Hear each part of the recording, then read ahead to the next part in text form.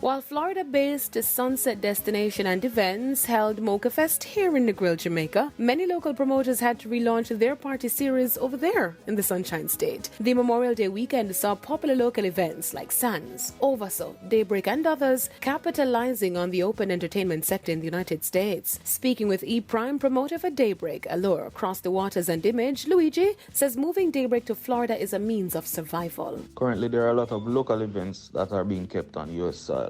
And that's for obvious reasons. In Jamaica, we're still under lockdown somewhat.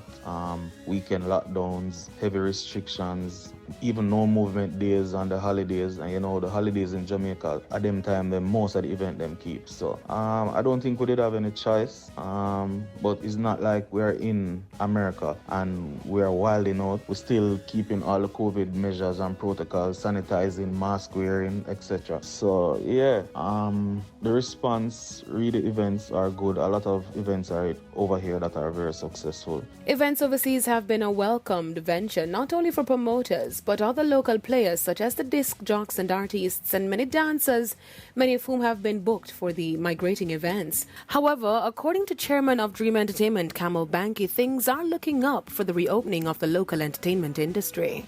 I was a part of a meeting on Thursday with entertainment industry and event industry stakeholders, along with our Minister of Culture, Entertainment, Gender and Sports, where she asked us to share with her our views on how the sector should be reopened so she can take those recommendations from the industry to Cabinet. So we made some recommendations and we're awaiting feedback from her and of course the other relevant ministers that have regulatory authority vis-a-vis the Minister of Local Government and of course the Prime Minister. So we await those patiently. Still in Florida, tens of thousands of partygoers flocked to South Florida over the weekend for the holiday. There was plenty entertainment with Hyundai Air and Sea Show back on, along with a 2-day military show. Many visitors crowded the slew of events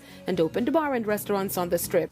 This despite the highly violent spring break a few months ago. According to AAA, overall the U.S. saw an estimated 37 million people traveling, up 60% from last year.